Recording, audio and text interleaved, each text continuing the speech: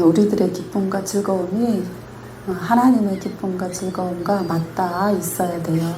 우리가 이 땅을 살면서 사람이 즐거워하고 기뻐하는 것과 하나님이 즐거워하고 기뻐하는 것 사이에는 차이가 있어요. 그러나 믿는 자들의 즐거움과 믿는 자들의 기쁨은 하나님의 즐거움과 기쁨과 차이가 없어야 맞습니다.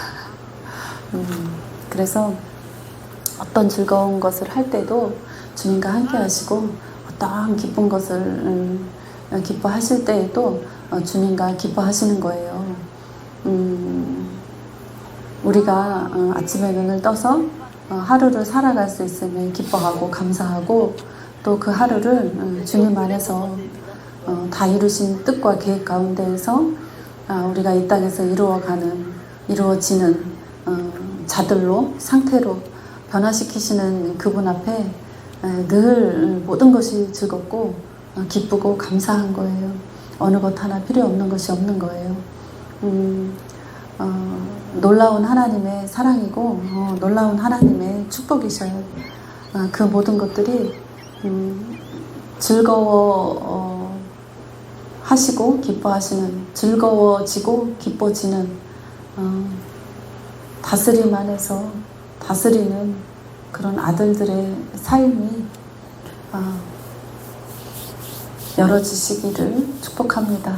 주님과 함께 생각하고 함께 품고 함께 나아가는 그런 즐거움과 기쁨이 아주 자연스러워지시기를 축복합니다. 네, 그래서 여러분들이 선하고 옳고 바르고 아름다운 것을 향하여 가시되 사람의 생각이 다 깨어지지 아니하고 사람의 마음이 다 갈라내어지지 않으면 또 불편하실 수도 있는데 그 모든 것들이 주 안에서 협력하여 선을 이루어요. 아버지께서 원하시고 또 아버지께서 기뻐하시고 즐거워하시는 모든 뜻 가운데에서 누려지시기를 축복합니다. 제가 요즘 이렇게 살면서 느끼는 게 저랑 같이 살면서 얼마나 수많은 크고 작은 것들을 참아줬을까 이런 생각이 들어요. 제가 각각이 인생을 삶을 살면서 내가 많이 참고 내가 많이 인내하고 내가 많이 베풀고 내가 더 많이 겸손하고 이렇게 산다고 생각해요. 그런데 그렇지 않아요. 저도 그렇게 생각하고 살았는데 그렇지 않더라고요. 그렇지 않아요. 그러니까 모든 것을 상대방이 먼저 참아줬기 때문에 내가 참을 수 있었던 거예요. 그런데 모든 것을 대상이 이웃이 가장 가까운 사람이 참아주지 않으면 뿔뚝뿔뚝뿔뚝 서로 뿔뚝뿔뚝 하다가 탁 한판 대박이 나는 거예요. 대판 싸움이 나는 거예요. 오랫동안 억눌러서 참고 또 참고 사는 사람이 있는가 하면 처음부터 다 표현하고 사는 사람이 있어요. 근데 어느 땐가 또 역전이 될 때가 있어요. 그런데 그런 것 같아요. 상대방이 참아주면 나도 뭐든지 참아줄게. 그 정도는 누구나 할 수 있는 거잖아요. 근데 상대방이 안 참아줄 때 과연 나도 내가 참을 수 있는가. 참 생각해 보셔야 돼. 이렇게 가장 가까운 사람들끼리 한 집에 살면서 늘 참아주던 사람이 안 참고 이거 왜 이래 이러면 나도 못 참더라고. 그러니 내가 많이 참은 게 아니죠. 착각하고 사는 거지. 그러니까 늘 참아줬기 때문에 나도 참을 수 있었던 거예요. 근데 안 참고 욱 하면 나도 안 참아. 본능이에요, 본능. 사랑은 참아주지 않아도 상대가 참아주지 않아도 상대가 기다려주지 않아도 내가 오래 참고 기다리고 애쓰고 힘쓰고 노력하는 거구나. 새삼스럽게 느껴요.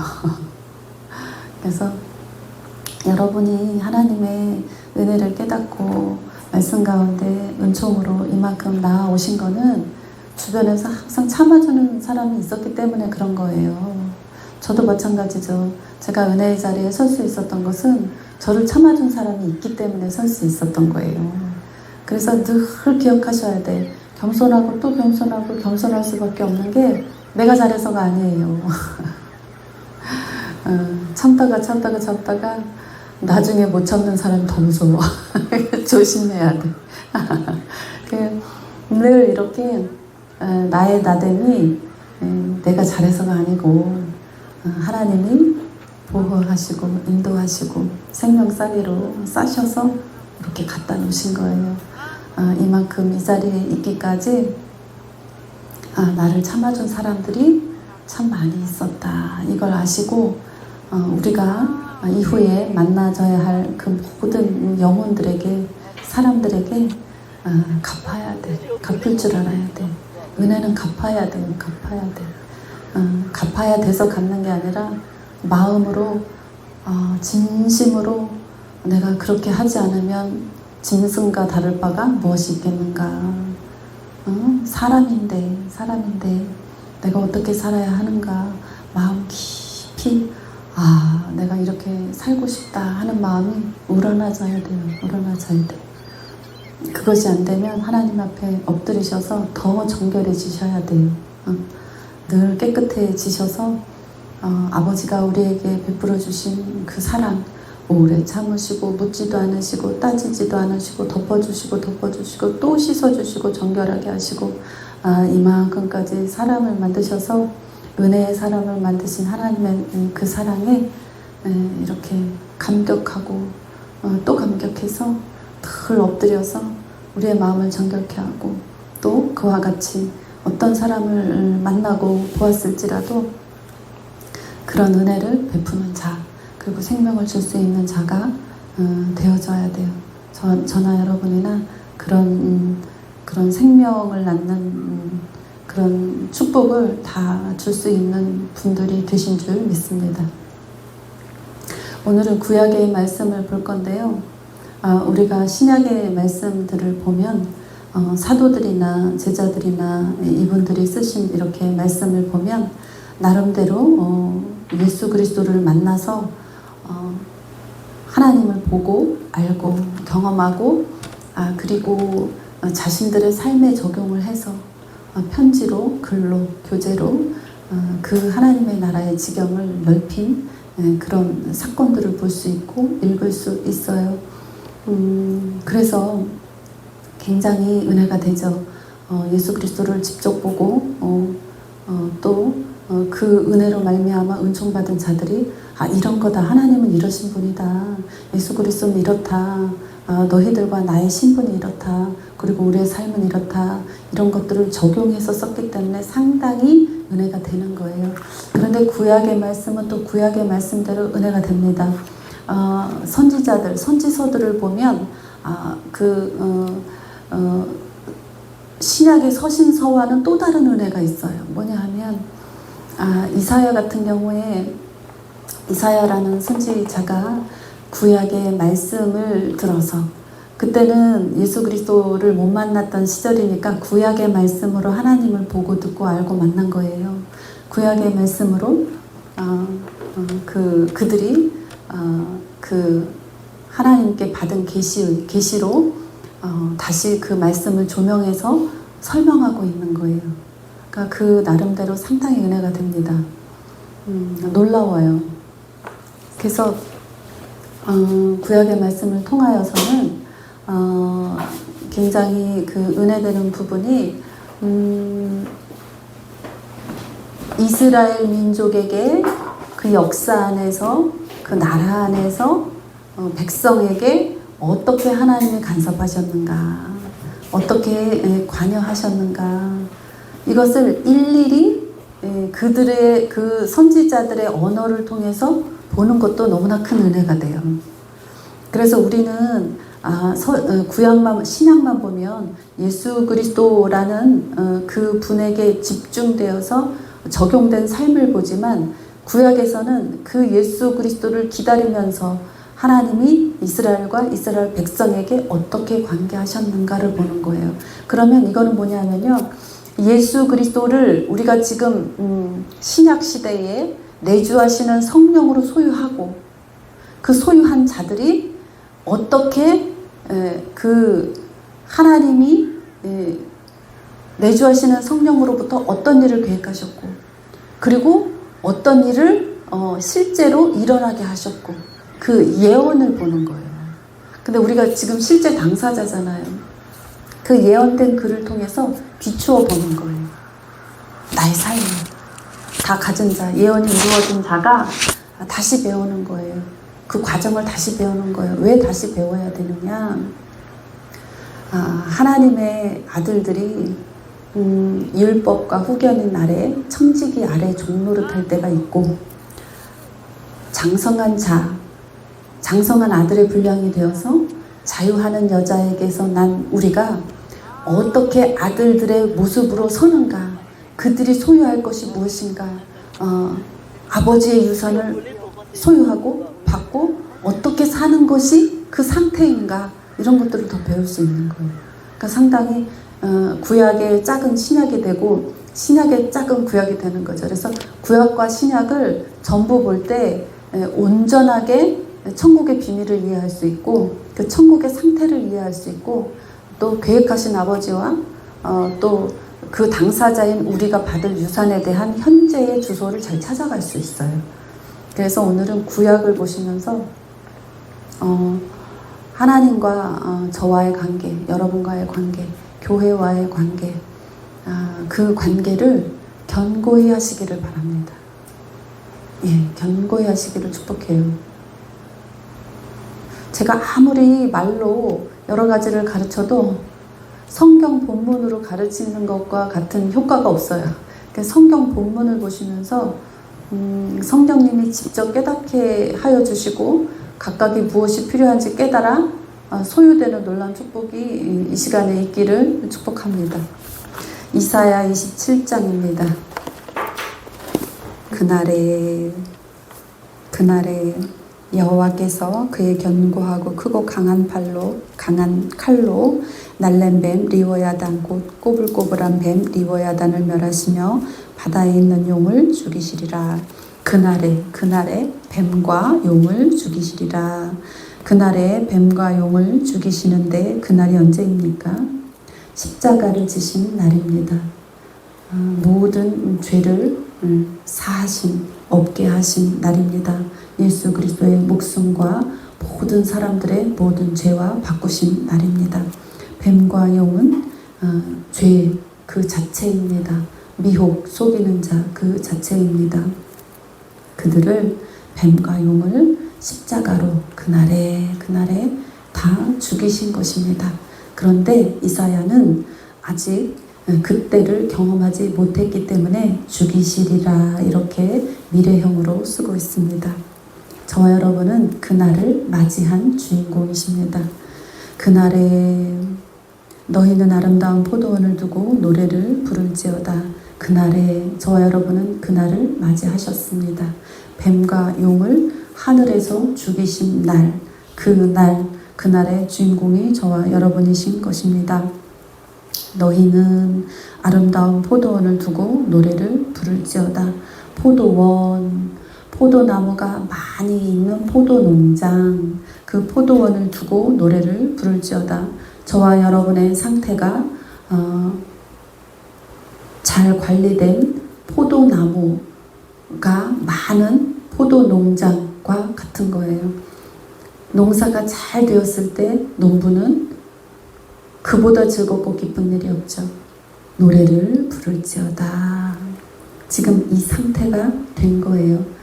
저와 여러분의 노력 때문이 아니라 하나님의 계획하시고 예수 그리스도의 순종하심으로 말미암아 그 핏값으로 그날 그 주인공이 되신 것입니다. 나 여호와는 포도원지기가 되며 나 여호와는 포도원지기가 되며 언제요? 그날에 나 여호와는 포도원지기가 되며 때때로 물을 주며 밤낮으로 간수하여 아무든지 이를 해치지 못하게 하리라. 이것을 해치지 못하게 하리라. 포도원을 해치지 못하게 하리라. 다시 말하면 포도원, 포도농원, 가득 포도 열매가 가득 달리는 포도농은 이것을 비유로 설명하면 천국과 같습니다. 풍요로운 부유한 천국과 같습니다. 이것을 아무도 해치지 못하게 하리라. 나는 포도원에 대하여 노함이 없다. 찔레와 가시가 나더라도 나를 대적하더라도 싸운다고 하자. 내가 그것을 밟고 모아 불사르리라. 찔레가 가득한 밭, 가시가 가득한 밭, 그것이 있다 하더라도, 나를 대적한다 할지라도, 내가 모든 것을 이룬 그 날인데도 불구하고 나를 대적하여 싸운다고 하더라도, 나를 대적하여 일어난다고 하더라도 내가 그것들을 밟고 모아 불사르리라. 불사르리라. 그리하지 아니하면 내 힘을 의지하고 나와 화친하며 나와 화친할 것이다. 하나님께서는 그날 용과 뱀을 죽이시는 날을 정하시고 또 우리에게는 그날을 이루어 주셨는데, 그럼에도 불구하고 그 하나님의 나라와 그 하나님의 백성은, 그 포도원 농장은 가시와 찔레를 내면서 나를 대적한다. 나와 싸우고자 한다. 그러나 내가 그것들을 밟고 불살라 버리겠다. 5절, 그리하지 아니하면 내 힘을 의지하고, 그렇게 하지 않으려면, 나와 대적하여 싸우려고 하지 않는다면 너희에게 있는 찔레와 가시를 보고 나에게 의지해라. 나에게 화친해라. 나와 화목해라. 이런 말을 하고 있는 거예요. 하나님께서 뱀과 용을 다 죽인 날에도, 그 포도원을 지키고 있는 날에도 그의 나라와 그의 백성들은 그것을 알지 못하여 찔레와 가시떨기로 하나님을 대적하며 화목하지 못한다는 것입니다. 후일에는 야곱의 씨가 박히며 야곱의 뿌리가 박히며 이스라엘의 우미 돋고 꽃이 필 것이라. 그들이 그 결실로 지면을 채우리로다. 후일에는 그럼에도 불구하고, 가시떨기와 찔레를 내매도 불구하고 이후에는 야곱의 뿌리가 박히며, 야곱의 뿌리는 뭐예요? 야곱의 뿌리가 박힌다. 이거는 뭐예요? 야곱의 계보에서 누가 나옵니까? 예수 그리스도가 나오십니다. 그 예수 그리스도가 너희 마음 깊이 심령에 뿌리가 박히면 이스라엘의 우미 돋고 꽃이 필 것이라. 그들이 결실로 지면을 채우리로다. 그에게 결실이 맺어지고 그가 가지고 있는 땅의 온 지면을 채워 결실할 것이다. 주께서 그 백성을 치셨던들, 누구를 치는 거예요? 가시떨기를 치는 것이고 찔레를 치는 것입니다. 주께서 그 백성을 치셨던들, 왜 백성을 친다고 표현하나요? 그 마음의 가시떨기, 그 마음의 찔레, 그렇기 때문에 그 백성을 치셨던들, 백성을 치신다, 이렇게 표현이 된 거예요. 그 백성을 친 자들을 치심과 같겠으며, 내가 너희를 징계한다고 한들, 심판한다고 한들, 징계와 심판은 무엇이냐? 너희 마음에 있는 가시떨기를 밟는 것이요, 너희 마음에 있는 찔레를 내가 밟고 불사를 때, 그것이 심판이요, 그것이 징계고, 그것이 너희를 친다고 너희들은 생각하고 느껴지는 그때다. 그런다고 한들, 그때를 맞이한다고 한들 내가 그 백성을 친 자들을 치심과 같겠느냐. 이스라엘 백성을 공격했던 바벨론과 같고 이스라엘 백성을 공격하였던 아수르와 같이 치겠느냐. 그들과는 생각이 다르고 마음이 다르고 정도가 다르다. 백성이 죽임을 당하였던들, 너희들이 죽는다고, 내가 지금 죽임을 당하는구나 이렇게 생각한다고 하더라도 너희를 진짜 죽였던 그 이방 나라 그들과 같이 내가 행하겠느냐. 그렇지 않다는 거예요.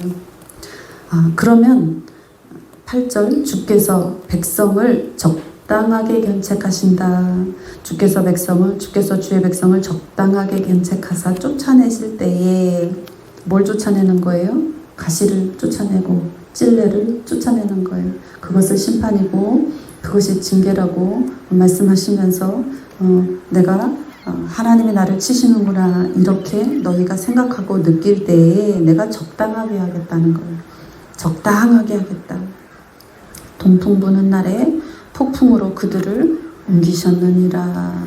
동풍이라는 거는 무엇을 나타내냐 하면 황폐함으로 메마름으로 그런 바람으로 너희를 옮기겠다. 너희의 자리를 옮기겠다. 동풍 부는 날 황폐함과 메마름으로 옮기는 것은 무엇이냐? 경제적인 어려움으로 내어 쫓겠다. 그것이 심판이요 징계다. 그것이 너희 속에 있는 가시와 찔레를 없애는 내 불사름의 심판의 도구이다. 관계가 깨어지게 하겠다.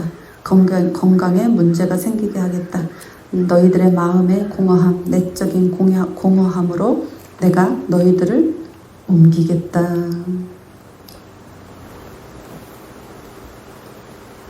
야곱의 불의가 속함을 얻으며 그의 죄 없이함을 받을 결과는 이로 말미암나니 그가 그 제단의 모든 돌을 부서진 횃돌 같게 하며 아세라와 태양상이 다시 서지 못하게 함에 있느니라. 야곱의 불의가 속함을 얻었어요.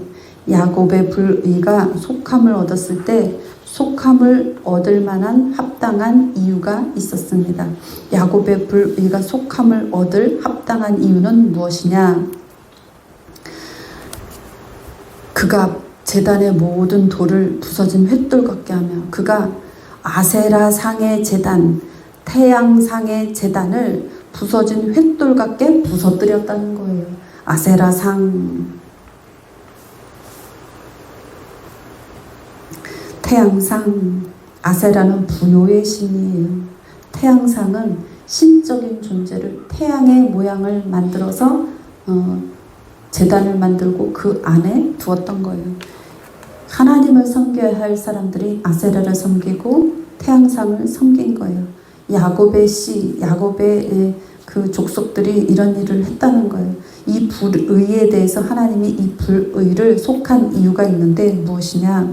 그들이 아세라와 태양상에 제단을 헐고 모든 제단의 모든 돌을 쌓아서 제단을 만들잖아요. 그 돌을 부서뜨린 거예요. 어떻게 부서뜨렸냐? 횃돌 같게 부서뜨렸다. 그렇기 때문에 그들의 행위로 말미암아 불의가 속함을 얻었다. 그런 거예요. 대저 견고한 성읍은 적막하고 거처가 황무하여 버림받아 광야와 같은즉 송아지가 거기에서 먹고 거기에 누우며 그 나무가지를 먹어 없이 하리라. 이건 뭐예요? 견고한 성읍은 부요하고 풍요합니다. 성읍이 견고하면 다른 그 이방 나라의 침입으로부터도 안전하고 또 그 곳에서 농사지어진 모든 농산물, 축산물이 풍부해서 부유하고 풍요롭단 말이에요. 그런데 거기가 황무하게 돼. 나는 너희를 용과 뱀을 죽여서 견고한 성읍으로 만들었다. 아름다운 포도원으로 만들었다. 그런데 뭐예요? 거처가 황무하게 돼버리는 거예요. 광야와 같이. 그러니까 거기에 누가 사람이 머무는 것이 아니라 이제 짐승이 거처하게 되는 거예요. 송아지가 거처하고 거기서 먹고 거기서 자고 그 모든 나무란 나무 가지에 파릇파릇한 잎사귀는 다 먹어버리고 그래서 그 가지가 다 말라버리니까 여인들이 와서 그것을 땔감으로 가져가서 불사르는 거예요. 이것이 어떤 모습이냐? 내가 용과 뱀을 다 죽였는데도 불구하고 나의 백성이 찔레와 가시로 말미암아서 지각이 없으므로 그들을 지으신 이가 불쌍히 여기지 않고 이사야의 말이에요. 하나님이 불쌍히 여기지 아니하실 거야. 그들을 조성하신 이가 은혜를 베풀지 아니하시리라. 그러나 너희가 이렇게 생각되어질지 모르나 8절 적당하게 견책하시는 거야. 그러나 너희가 생각할 때는 우리에게 은혜를 베풀지 않으시는구나. 이렇게 느껴질 만큼 너희가 가시가 없어지고 찔레가 사라질 때까지 견책하시는 거예요. 신약의 성도들이 오해하고 있는 부분이 있습니다. 하나님께서 십자가를 통하여서 죄를 다 사하여 주셨습니다. 그리고 부활을 통하여서 하나님께서 보내시는 영이 있는데 보혜사 성령이에요. 진리의 영이에요. 하나님께서 예수 그리스도께서 죽으시고 아버지께 가셔서 거처를 만드셨을 때에 하나님과 함께 내가 다시 와서 나를 사랑하는 이들에게 거처 삼겠다. 오셔서 사시는 거예요. 사시는데 오셔서 사시면서 가시와 찔레를 이렇게 늘 걷어내시는 거예요. 늘 걷어내시는 거예요. 그런데 가시와 찔레가 있으면 하나님을 대적하는 거예요. 하나님의 말씀을 지키지 못하고 계명을 거스르고 하지 말라는 것을 하고 하라는 것을 안 하고 이렇게 되는 거예요. 그러니까 하나님이 여기에서 동풍을 불어서 견책하시는 거예요. 견책. 각각이 자기 분량의 가시만큼 자기 분량의 찔레만큼 자기 분량의 돌덩이만큼 하나님이 적당하게 동풍을 부셔서 견책하시는 거예요. 나는 예수 그리스도를 믿음으로 모든 죄가 사하여졌고 나는 다시 오신 예수 그리스도 성령, 보혜사 성령으로 말미암아 어떤 죄를 범해도 괜찮아. 아우 주님 잘못했어요. 회개만 하면 돼. 이렇게 오해하실 수 있는데 천만의 만만의 꽁떡입니다. 하나님 정확하신 분이시고요. 질서 하나님이시고요. 생명의 성령의 법에는 1.1획도 그냥 거저 가는 것이 없고 분명하게 질서에 따라서 법에 따라서 한치의 오차도 없이 실행되는 거예요. 하나님의 법이 실행되는 거예요. 거기에는 어떤 것이 있느냐, 우리가 어떠한 범법을 저질렀다고 합시다. 그러면 그것이 하나님 앞에 그 회개되어질 때에 다른 사람들은 절대 알 수가 없어요. 내가 죄를 저지른 것에 대해서 확실하게 내가 용서함을 받았는지 안 받았는지 알 수가 없어요. 우리는 다 온전히 완전히 용서를 받았죠. 믿음으로. 그런데 문제는 뭐냐, 내가 그것을 반복하여서 죄를 지을 때 하나님이 관여하신다는 거예요. 어떻게? 가시와 찔레가 완전히 사라질 때까지. 그래서 하나님 앞에서 각각의 죄의 부분을 가지고 회개할 때에 하나님이 보실 때에 달아보시는 거예요. 어떻게? 그 회개가 합당한가 합당하지 아니한가 다른 사람은 알 수가 없어요. 각각이 자신만 아는 거예요. 내가 하나님 앞에 회개하고 또 회개하여서 자기가 하나님 앞에서 엎드려 생각할 때 두 번 다시 그와 같은 죄를 저지르지 않겠다고 이를 갈며 후회하는 사람이 있는가 하면 방법으로 사용하는 사람도 있습니다. 그러면 하나님께서는 그냥 넘어가지 않으십니다. 그것을 방법으로 사용하는 자들에게 늘 시험하십니다. 그 죄가 있는지 없는지. 그래서 그 가시와 떨기와 돌덩어리가 다 태워지고 뽑아져서 우리 마음이 정결해질 때까지 하시는 거예요. 하나님 앞에서 속일 수가 없어요. 하나님은 심령과 골수와 모든 것을 찔러 쪼개기까지 하시고 심장과 폐부까지 들여다보시는 분이시기 때문에 속일 수가 없어요. 옆에 있는 사람은 속일 수 있습니다. 눈속임으로 속일 수 있고 말을 잘해서도 속일 수 있어요. 그런데 하나님은 절대 속일 수가 없습니다. 그래서 이 가시와 찔레의 더러움을 우리가 어떻게 정결케 할 것인가. 내가 늘 같은 죄에 넘어지고 같은 떨기에 같은 가시에 넘어지고 같은 찔레에 넘어진다. 하나님 앞에서 끝장을 봐야 되는 거예요. 다시는 그와 같은 죄에 내가 속아서 끌려가지 않도록 끝장을 봐야 되는 거예요. 끝장을 볼 때까지 정결케 하십니다. 끝장을 볼 때까지. 어떻게 정결케 하시냐? 동풍을 불어서 동풍을 부시는 거예요. 동풍을. 그 동풍 부는 게 뭐라 그러셨어요?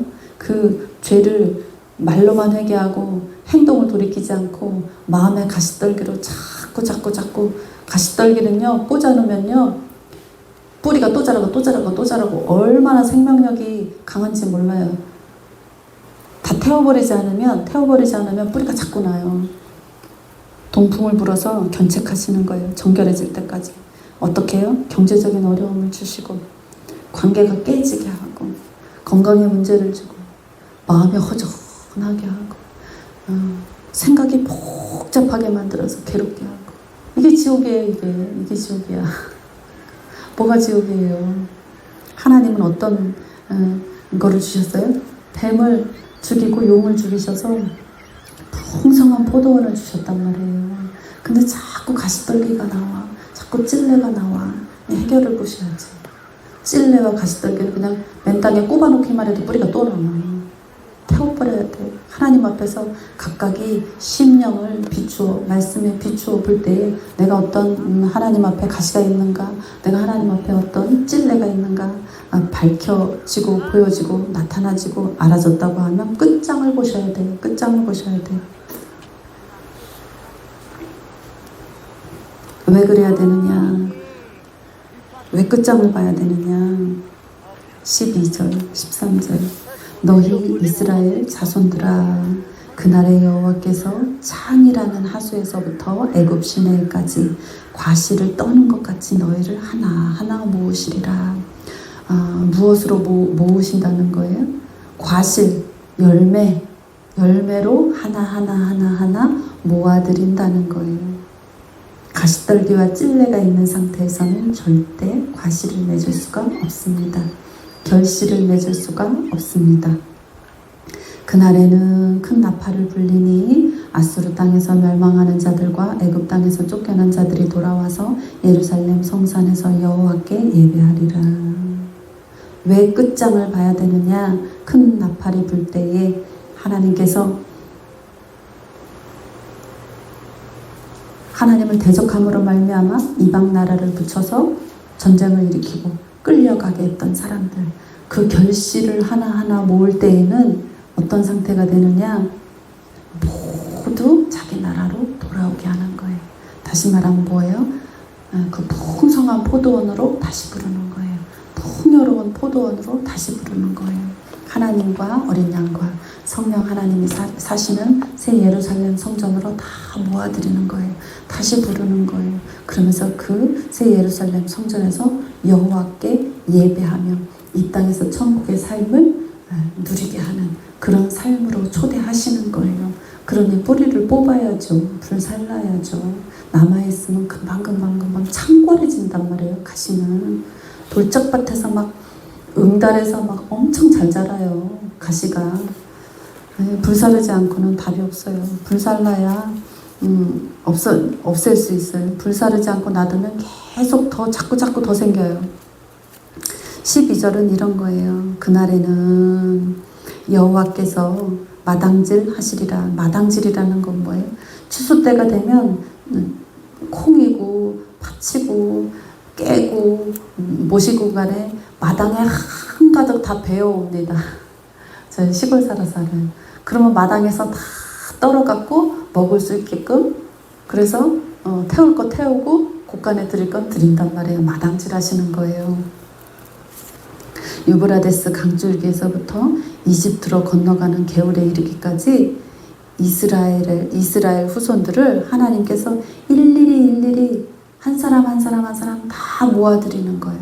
어디로? 새 예루살렘 성전에서 예배하게끔. 하나님께서는 야곱의 족속들을 사랑하셨지만 시온의 문들을 더 사랑하셨다. 이런 내용이 있어요. 시편에. 그건 뭐냐면 하나님은 이스라엘 민족 자체를 다 사랑하시고 그 가운데서 야곱의 그 족속들을 더 특별히 사랑하셨고, 그리고 그 특별히 사랑하신 그 이스라엘 자손 중에 야곱의 족속들 중에서도 하나님은 시온의 문을 사랑하신다는 것은 뭐냐면 성전이 있는 곳이 시온이에요.